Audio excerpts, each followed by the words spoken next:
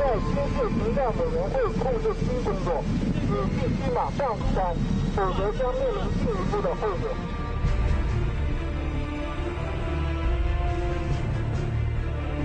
중국배가 나타나기 전에는 꽃게 치료들이 많아가지고 그냥 바다에 놔주는 게 하루도 일가고 그랬는데 중국배가 나타나면서부터는 이 치료 자체가 없어요.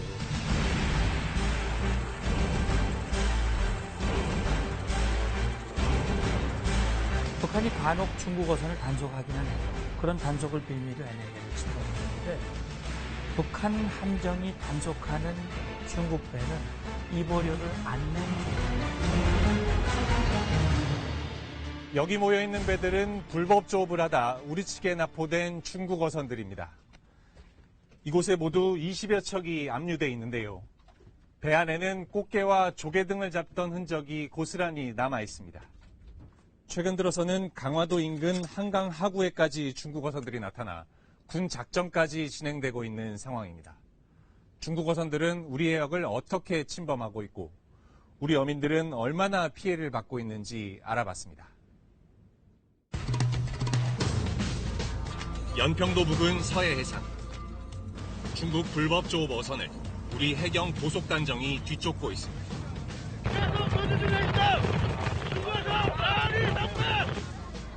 시속 60km 속도로 계속되는 추격전. 도주하던 중국 어선이 가시권에 들어옵니다.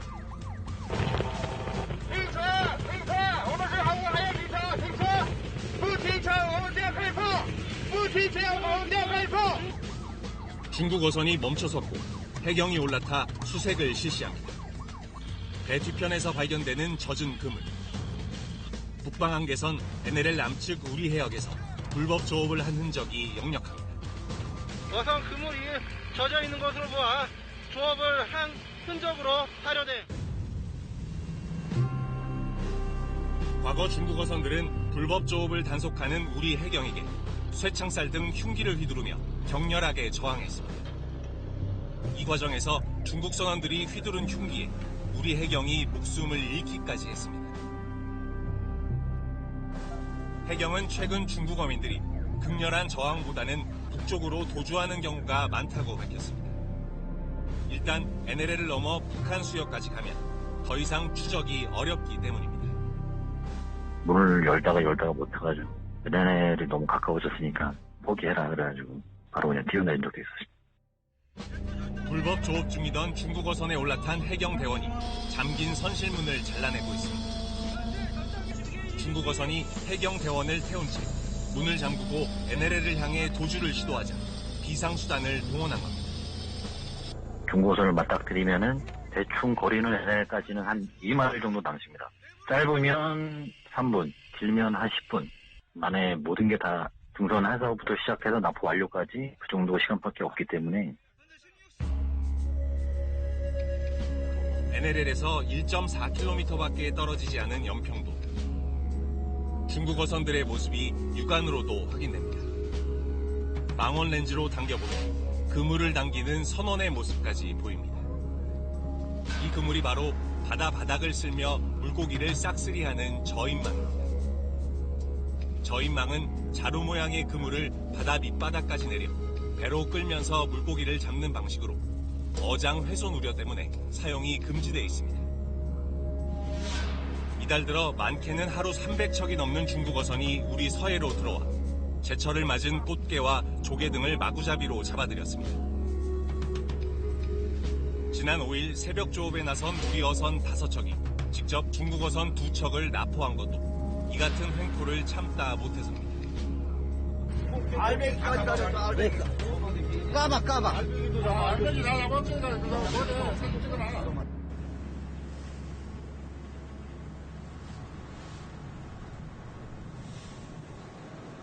강화도에서 100길로 1시간 남짓 떨어진 작은 섬 보름도. 김포에서 30km 정도 떨어진 곳입니다. 지난해부터는 이곳 해역에서도 중국 어선들이 불법 조업을 하기 시작했습니다. 내륙과 그리 멀지 않은 이곳까지 중국 어선들은 어떻게 들어오는 걸까? 군사분계선이 끝나는 임진강 하구. 다시 한강 하구를 따라 강화도와 교동로를 지나 보름도 앞바다까지 60여 킬로미터에 이르는 이 해역이 1953년 정전협정 당시 설정된 중립수역입니다.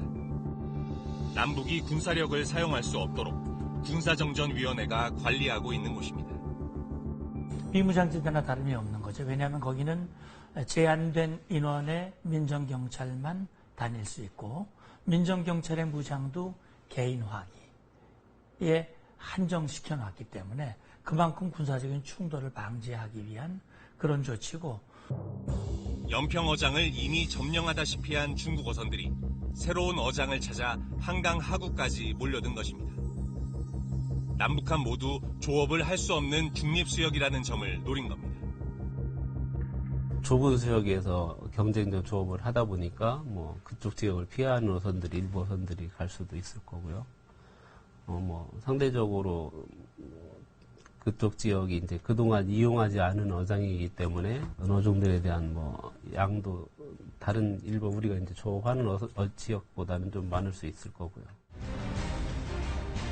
중국 어선 수십 척이 한강 하구까지 몰려들자 우리 군과 해경으로 구성된 민정경찰이 사상 첫 단속 작전을 벌였습니다. 지금 제 뒤로 보이는 섬이 보름도입니다. 지난 14일 중국 어선 2척이 민정경찰에 납포된 곳이 바로 저 섬 너머 해역인데요. 우리 어선들은 어로 한계선 때문에 지나다닐 수 없는 해역이지만 중국 어선들은 밤낮으로 불법 조업을 계속해왔습니다. 어선으로는 갈 수 없는 곳. 멀리 민정경찰의 고속단정이 보이는 해역이 바다 위의 비무장지대 중립수역입니다. 단속작전이 진행되는 동안 보름도에는 해군 대형 공기부양정이 급파되고 북한군 도발 등의 상황에 대비하기도 했습니다. 전문가들은 지난해부터 한강 하구에까지 중국 어선이 나타난 것은 북한이 허가를 내줬기 때문일 것으로 보고 있습니다. 북한 측에서 일정한 입어료, 일정한 대가를 받고 중국 어선이 들어오는 것을 허용하지 않았을까 추정을 해보는데, 왜냐하면 북한이 단속을 안 했으니까 거기 들어오는 중국 배들을 단속을 안 했단 말이죠. 북한이 우리 민정경찰의 단속작전을 군사도발이라며 비난하면서 중국 어선의 불법 조업은 언급하지 않은 점도 이 같은 가능성에 힘을 실어주고 있습니다. 북한이 간혹 중국 어선을 단속하기는 해요. 그런 단속을 빌미로 NLL을 침범을 하는데, 북한 함정이 단속하는 중국 배는 입어료를 안 낸 중국 배예요. 북한 군부에서 볼 때는 그게 불법 조업 중국 어선이죠. 납포된 중국 어선은 해경이 민간업체에 위탁해 보관합니다. 한 척에 최대 2억 원의 담보금을 내면 중국에 배를 돌려주지만 선주가 배를 포기하면 보관료와 폐선 비용이 한 척당 5천여만 원의 예산이 들어갑니다. 군과 해경은 중국 어선이 우리 해역에서 물러날 때까지 단속을 계속하겠다고 밝혔습니다. 단속이 계속되고 봄철 성어기가 끝나가면서 현재는 연평도와 한강 하구의 중국 어선이 크게 줄어들었습니다. 하지만 어민들로서는 이미 봄철 조업을 망친 셈이라고 말합니다.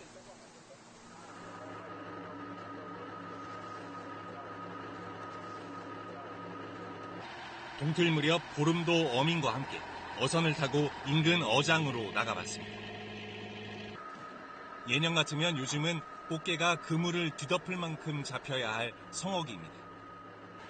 그러나 300m 길이 그물에 걸린 꽃게는 그리 많지 않습니다. 없다고 봐야죠. 이사 쫓는 거죠, 이사. 여기서 알 가진 거 다 사겨주고 숙회나 이제 순놈이나 이제 조금 잡는 거죠. 작년엔 치어들이 많았는데 이제 치어가 없어가지고 이제 참 걱정이죠, 뭐. 보름도 어민들은 봄 꽃게잡이를 사실상 포기했습니다. 요즘은 그나마 중국 저인망에 덜 걸리는 병어잡이가 주업이 되다시피 했습니다. 차라리 북한 애들이 내려와서 잡는다리만은 에휴 같은 동포니까는 이해가 가지만 왜 외국 나라 배들이 와가지고 저렇게 다 잡아가는 건 그냥 냅두고 우리는 굶어 죽으라고 말이야.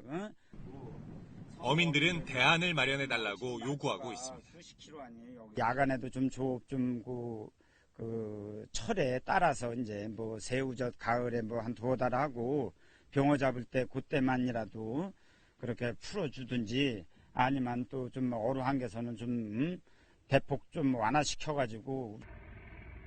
자치단체에서는 북한 어민이 잡은 꽃게 등을 우리 어민이 구입하는 해상시장, 이른바 평화파시를 설치해 줄 것을 중앙정부에 요청하기도 했습니다. 북한 어민들이 잡은 수산물을 공동으로 판매함으로써 그 판매에 따른 그 이득금이 연평도 어민들과 북한 어민들한테 가고, 또한 그 공동으로 판매함으로써 그 중국에서는 불법적을 방지하자 하도 있지 않을까 해서. 자국 어장이 황폐화된 중국 어선들은 우리 해역은 물론 남미와 아프리카에서까지 불법 조업을 하며 국제적인 논란을 일으키고 있습니다. 가을 성어기가 시작되는 9월. 중국 어선들은 다시 수백 척씩 떼를 지어 우리 해역으로 몰려들 가능성이 높습니다.